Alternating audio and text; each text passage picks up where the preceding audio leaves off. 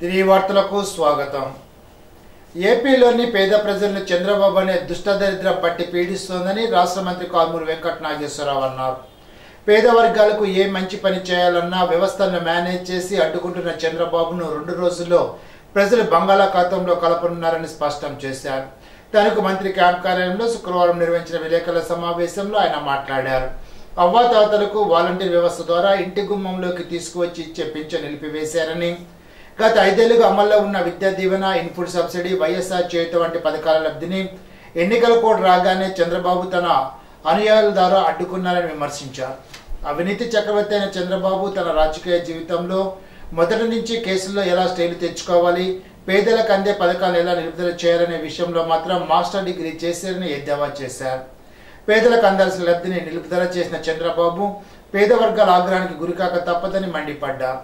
ఎన్నికల కోడ్ వచ్చిన తర్వాత తెలంగాణలో పథకాల లబ్ధి పంపిణీలో ఎటువంటి ఆటంకం లేకుండా జరుగుతుండగా ఏపీలో మాత్రం చంద్రబాబు అనే దుష్టగ్రహం కారణంగా పేదలు ఇబ్బందులు పడుతున్నారని అన్నారు.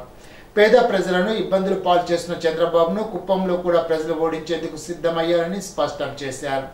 ప్రజలకు అందాల్సిన ప్రతి పైసాను ఎన్నికలైన తర్వాత అయినా ముఖ్యమంత్రి వైఎస్ జగన్మోహన్ రెడ్డి అందించేందుకు సిద్ధంగా ఉన్నారని అన్నారు. ప్రజలకు మంచి చేసే మనస్సు ముఖ్యమంత్రి వైఎస్ జగన్మోహన్ రెడ్డికి ఉండగా పేద వర్గాలను ఇబ్బందులు పాలు చేసి కార్పొరేట్ వ్యవస్థలకు దోచిపెట్టాలనే సంస్కృతి చంద్రబాబుదని తెలిపారు. ప్రతి పథకాన్ని గుంటనక్కలా మాటేసి నిలుపుదల చేసిన చంద్రబాబుకు ప్రజలు చుక్కలు చూపించేందుకు సిద్ధంగా ఉన్నారని అన్నారు. కార్యక్రమంలో ఏఎంసీ మాజీ చైర్మన్ చిట్టూరు శ్రీ వెంకట సుబ్బారావు, వైఎస్ఆర్సీపీ పట్టణ అధ్యక్షులు మంగిన సూర్య తదితరులు పాల్గొన్నారు.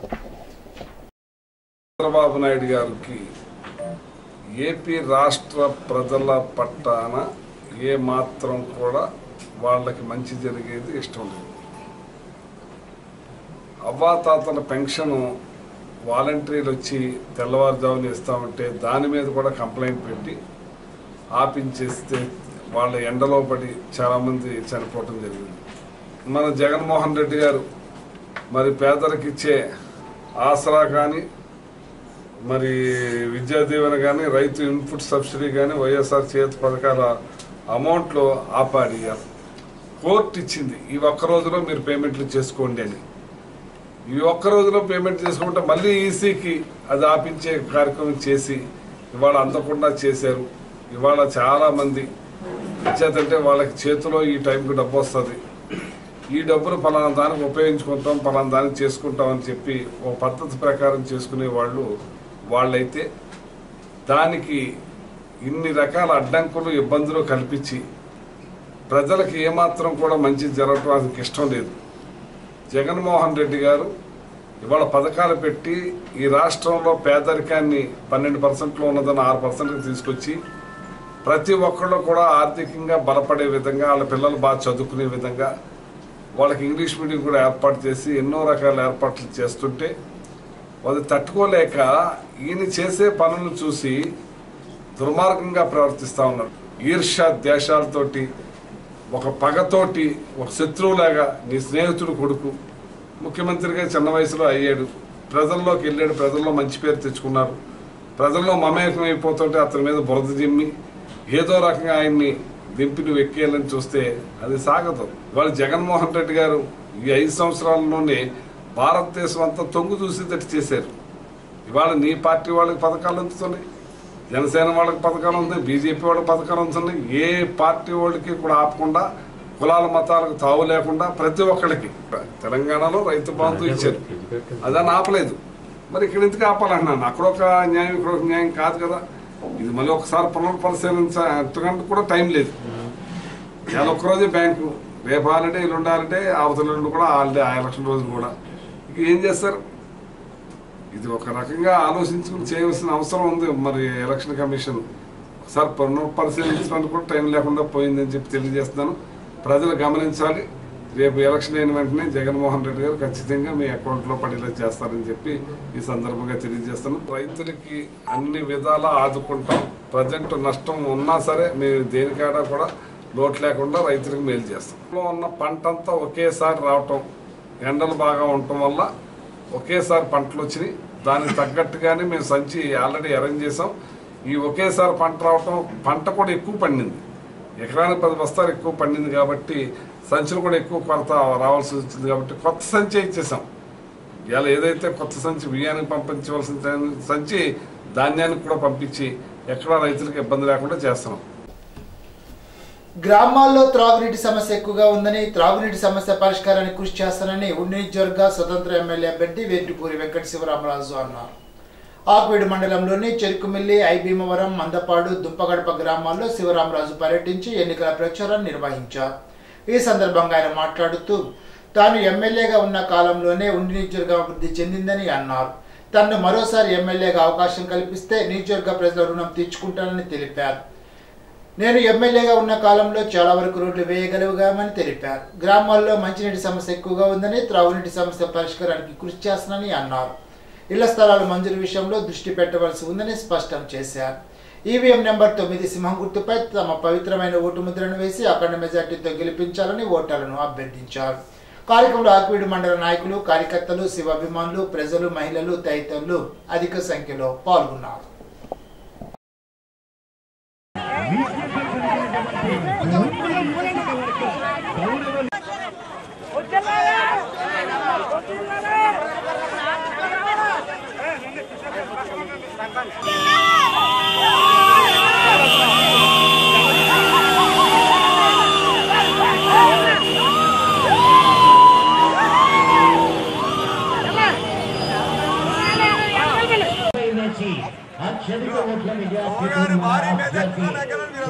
అభ్యర్థిగా పోటీ చేస్తున్న కలవాపూడి శివ గారికి అఖండ విజయం చేకూర్చాల్సిందిగా కోరుచున్నా.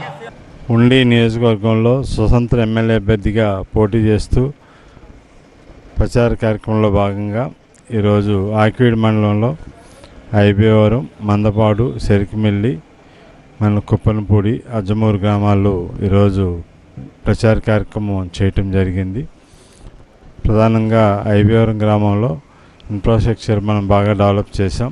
ఆ గ్రామంలో కొంచెం మంచినీటి సమస్య ఉంది. ఆ మంచినీటి సమస్యని మనం పరిష్కారం చేయాలి. అట్లాగే చాలామందికి ఇళ్ళ స్థలాలు, ఇళ్ళ మంజూరీ ఇష్యూ కూడా ఉంది. దాని మీద కూడా దృష్టి పెట్టాల్సిన అవసరం ఉంది. ఊళ్ళో కూడా మన రోడ్లు నిర్మాణం చేయాల్సింది ఉంది. అలాగే ఇన్ఫ్రాస్ట్రక్చర్ కూడా కొంత చేయాల్సింది ఉంది. అలాగే అజ్జమూరులో కూడా ఎప్పటి నుంచో మంచినీటి సమస్య ఉంది. ఆ సమస్య కూడా పరిష్కారం చేయాల్సిన ఆవశ్యకత ఉంది. అదేవిధంగా అజ్జమూరులో కూడా మ్యాక్సిమం రోడ్లు వేయటం కూడా జరిగింది. ఏదైనా గ్రామాల్లో మనం మౌలిక వసతులు బాగా కల్పించుకున్నాం. ఇప్పుడు రానున్న రోజుల్లో ఈ ప్రధానంగా హౌసింగ్ బాగా ఫుల్ ఫ్లెడ్జ్లో బాగా జరగాలి. ప్రతి ఇంటికి కూడా కుళాయి ఒకటి ఉండాలి. ప్రతి ఇల్లు కూడా ప్రశాంతమైన వాతావరణంలో, ఆహ్లాదంగా ఉండే వాతావరణం, ఎన్విరాన్మెంట్ గ్రామాల్లో ఉండాలి. ఆ వాతావరణం తీసుకొచ్చే విధంగా బాధ్యత తీసుకోవాల్సిన ఆవశ్యకత ఉంది. సామాన్యులు, పేదలకు అండగా ఉండడమే ధ్యేయంగా శివ స్వచ్ఛంద సేవా సంస్థ ద్వారా వైద్య సేవలు, ఆపదలు ఆదుకోవడం చేశామని ఉన్నిచుర్గ స్వతంత్ర ఎమ్మెల్యే అభ్యర్థి కలవపూడి శివ అన్నారు. ఆకువీడి నగర పంచాయతీ పెద్ద మసీదులో శుక్రవారం పురస్కరించుకొని నమాజులో పాల్గొని ఆప్యాయతగా ముస్లిం సోదరులను పలకరించారు. ఈ సందర్భంగా కలవపూడి శివ మాట్లాడుతూ 10 సంవత్సరాలుగా ఎమ్మెల్యేగా పనిచేసి 25 లక్షలు షాదీఖానా నిర్మాణానికి నిధులు ఇచ్చానని, సోదర భావంతో మైనార్టీ సోదరులతో వారి అభివృద్ధికి పనిచేశారని చెప్పారు. స్వతంత్ర అభ్యర్థిగా పోటీ చేస్తున్నానని, సింహం గుర్తుపై ఓటు వేసి తన గెలుపుకు సహకరించాలని వేడుకున్నారు. మీకు ఎల్లవేళ అందుబాటులో ఉండి ముస్లిం సోదరుల అభ్యున్నతికి కృషి చేస్తానని చెప్పారు. కార్యక్రమంలో ముస్లిం సోదరులతో పాటు అభిమానులు పాల్గొన్నారు.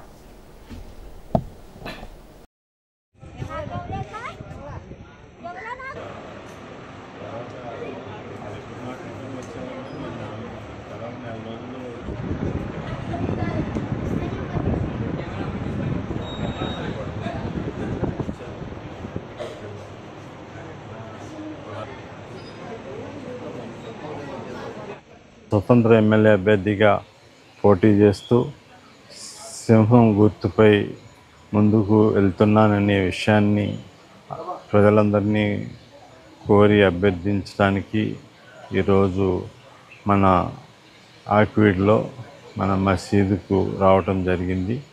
మనకి ఆకువీడు గ్రామంలో పూర్వం నుంచి కూడా మన ఈ మసీదులు ఎంతో ప్రాముఖ్యం చెందిన మసీదులు. అందరూ ఫ్రైడే ప్రార్థనలు గావించుకొని భక్తి శ్రద్ధలతోటి ఉండే ప్రాంతం. ఈ మసీదులో ఎప్పుడూ కూడా నేను ప్రతి ఫంక్షన్కి కూడా రావటం ఆనవాయితీ. మీరందరూ కూడా నన్ను ఆదరించి ఆశీస్సులు ఇచ్చి నాకు విజయాన్ని చేకూర్చండి. తద్వారా మీకు 5 సంవత్సరాలు కూడా నిరంతరం అందుబాటులో ఉండి మీ అందరికీ కూడా సేవ చేసి ఏదైతే ప్రభుత్వం ద్వారా వచ్చే అభివృద్ధి సంక్షేమ ఫలాలన్నింటినీ కూడా అందరికీ అందించగలుగుతాను సమర్థవంతంగా. అలాగే ఏదైనా సమస్య ఉత్పన్నమైనప్పుడు ఆ సమస్యని లేవనెత్తి ఆ సమస్య పరిష్కారానికి కృషి చేయగలుగుతాను. స్వతంత్ర ఎమ్మెల్యే అభ్యర్థిగా ఉంటాను కాబట్టి ఏ సమస్య అయినా ఎక్కడైనా ప్రస్తావించే స్వేచ్ఛ ఉంటుంది. ఆ స్వేచ్ఛతోటి అన్ని వర్గాల మనోభావాల్ని కాపాడే విధంగా అందరి వాడిగా ఉంటాను. మీరందరూ కూడా నాకు ఆశీస్సులు ఇచ్చి నాకు అఖండ విజయాన్ని ఇప్పుడు తూర్పుగోదావరి జిల్లా వార్తలు. శుక్రవారం నిడదవోలు నియోజకవర్గ పెరవలి మండలం కండవల్లిలో జనసేన, తెలుగుదేశం, బీజేపీ పార్టీల ఉమ్మడి కూటమి నిడదవోలు నియోజకవర్గ శాసనసభ అభ్యర్థి కందుల దుర్గేష్, నియోజకవర్గ తెలుగుదేశం పార్టీ ఇన్ఛార్జి మాజీ శాసనసభ్యులు గురుపల్లి శేషారావు, నియోజకవర్గ జనసేన, తెలుగుదేశం పార్టీల సమన్వయకర్త భోగవల్లి ప్రసాద్ ఎన్నికల ప్రచారం నిర్వహించారు.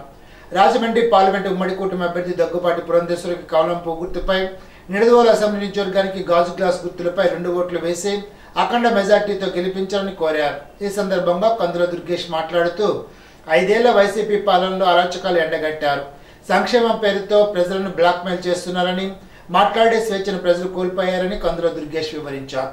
వైసీపీ గురించి మాట్లాడితే చాలు కేసులు పెడతామని బెదిరిస్తున్నారని, ఇటువంటి దుర్మార్గాలకు మే 11 తెరపడుతుందని కందుల దుర్గేష్ అన్నారు. సమాజం స్వేచ్ఛ కోసం, సుపరిపాలన కోసం ప్రజలంతా ఆలోచించాలని దుర్గేష్ కోరారు. వచ్చే ఎన్నికల్లో తెలుగుదేశం, జనసేన, బీజేపీ కూటమిని బలపరచాలని అన్నారు. ఎంపీగా దగ్గుబాటి పురంధేశ్వరిని గెలిపించాలని విజ్ఞప్తి చేశారు. కార్యక్రమంలో అధికాల మురళీకృష్ణ, అధికాల శ్రీనివాస్, రవివర్మ, పొప్పపు నాగేశ్వరరావు, అడ్డగడ్డ సత్యబాబు, అనుకుల శ్రీనివాస్, పిప్పల రవి, పార్టీ నాయకులు, కార్యకర్తలు తదితరులు పాల్గొన్నారు. సార్వత్రిక ఎన్నికల 2024లో భాగంగా తూర్పుగోదావరి జిల్లాలో రాజమండ్రి పార్లమెంట్ నియోజకవర్గ 7 అసెంబ్లీ నియోజకవర్గాల్లో హోమ్ ఓటింగ్, ఎన్నికల విధులు నిర్వహించే అధికారులు, సిబ్బంది, అత్యవసర విభాగాల్లో సేవలు అందించే ఉద్యోగులకు పోస్టల్ బ్యాలెట్ ద్వారా ఓటు హక్కును కల్పించడం జరిగిందని కలెక్టర్, జిల్లా ఎన్నికల అధికారి డాక్టర్ కె మాధవరావు శుక్రవారం ఒక ప్రకటనలో తెలిపారు. పోస్టల్ బ్యాలెట్ ద్వారా 16,169 మంది తమ ఓటు హక్కును వినియోగించుకున్నట్లు తెలిపారు. సార్వత్రిక ఎన్నికల నేపథ్యంలో మే 13 సోమవారం ఓటింగ్ ప్రక్రియ ప్రారంభం కానున్న దృష్ట్యా ఈ 72 గంటల సమయం అత్యంత కీలకమని, ఎన్నికలు సజావుగా సాగేందుకు రాజకీయ పార్టీల అభ్యర్థులు పూర్తి స్థాయిలో సహకారం అందించాలని కలెక్టర్, జిల్లా ఎన్నికల అధికారి డాక్టర్ కె మాధవరావు విజ్ఞప్తి చేశారు. శుక్రవారం కలెక్టరేట్ సమావేశ మందిరంలో రాజమండ్రి పార్లమెంట్ నియోజకవర్గం పోటీలో ఉన్న అభ్యర్థులు, వారి ప్రతినిధులతో సమావేశాన్ని నిర్వహించారు. ఈ సందర్భంగా కలెక్టర్ మాధవరావు మాట్లాడుతూ మే 11 సాయంత్రం 6 గంటల తర్వాత ఎటువంటి ప్రచారానికి, ర్యాలీ నిర్వహించడానికి, మైకుల ద్వారా ప్రచారం చేయడానికి, వివిధ సామాజిక మాధ్యమాల్లో, టీవీలో, సినిమా థియేటర్లో ప్రచారాలకు అనుమతులు లేవని తెలిపారు. ఇప్పటి వరకు ఇచ్చిన అనుమతులు మే 11వ తేదీ సాయంత్రం వరకు మాత్రమే వర్తిస్తాయని, ఈ విషయాన్ని అభ్యర్థులు గమనించాల్సి ఉంటుందని తెలిపారు. మోడల్ పోలింగ్ కేంద్రాల్లో భాగంగా అసెంబ్లీ నియోజకవర్గ పరిధిలో ఉన్న ప్రతి మండలంలో ఒక పోలింగ్ కేంద్రాన్ని ఏర్పాటు చేస్తున్నట్లు తూర్పుగోదావరి జిల్లా కలెక్టర్, ఎన్నికల అధికారి డాక్టర్ కె మాధవరావు తెలిపారు. అసెంబ్లీ నియోజకవర్గాల పరిధిలో ఒక్కొక్కటి చొప్పున ప్రత్యేకంగా మహిళల కోసం జిల్లాలో 7 మహిళా పోలింగ్ కేంద్రాలను ఏర్పాటు చేయనున్నట్లు తెలిపారు. వాటిల్లో పీఓ నుంచి ఇతర సిబ్బంది, మహిళలు ఉంటారని తెలిపారు. పార్లమెంట్ నియోజకవర్గ పరిధిలో ప్రత్యేకంగా 2 యువజన ఓటర్ పోలింగ్ కేంద్రాలను యువజన ఓటర్ల కోసం రాజమండ్రి సిటీ, కొవ్వూరు ఎస్సీ నియోజకవర్గంలో ఏర్పాటు చేశామని తెలిపారు. రాజానగరం, రాజమండ్రి రూరల్ అసెంబ్లీ నియోజకవర్గ పరిధిలో 2 దివ్యాంగుల ఓటర్ల కోసం కేటాయించిన పీడబ్ల్యూడీ పోలింగ్ కేంద్రం ఏర్పాటు చేసినట్లు తెలిపారు. ఈ కేంద్రాల్లో దివ్యాంగులైన పోలింగ్ సిబ్బంది ఎన్నికల విధులు నిర్వర్తిస్తారని తెలిపారు. ఎన్నికల శంకరావ ప్రచార యాత్రలో భాగంగా రాష్ట్ర మంత్రి, వైఎస్ఆర్సీపీ ఎమ్మెల్యే అభ్యర్థి కారుమూరి వెంకట నాగేశ్వరరావు తణుకులో ఎన్నికల ప్రచారాన్ని నిర్వహించారు. తణుకు టౌన్ నుండి ప్రారంభమైన ఈ యాత్ర తణుకు మండలం పైడిపర్రు, మండపాక మీదుగా తేతలి గ్రామం చేరుకుంది. గ్రామాల్లో ప్రజలు మంత్రికి ఘన స్వాగతం పలికారు. 2 ఓట్లను ఫ్యాన్ గుర్తు మీద వేసి ఎమ్మెల్యేగా తనను, ఎంపీగా గూడూరు ఉమాబాను గెలిపించాలని కోరారు. కార్యక్రమంలో మండల అధ్యక్షులు మంగిన సూర్య, బోడపాటి వీర్రాజు తదితరులు పాల్గొన్నారు.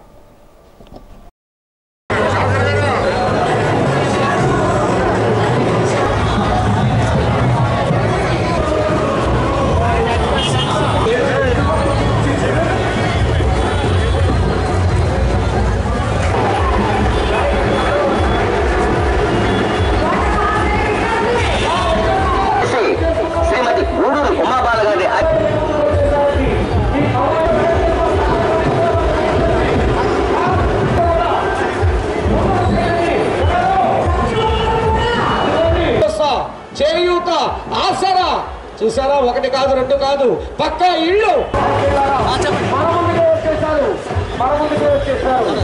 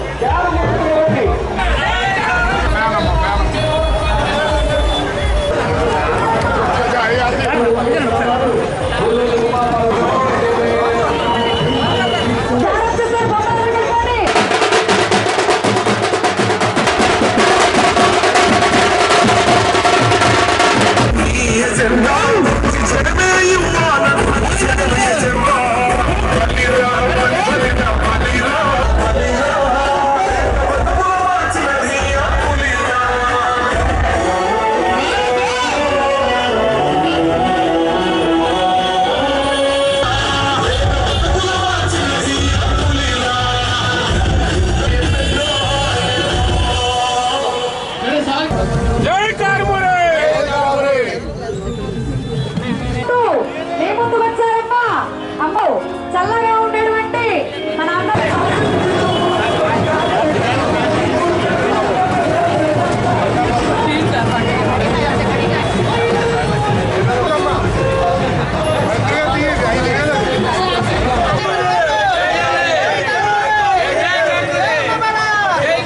తణుకు టౌన్లో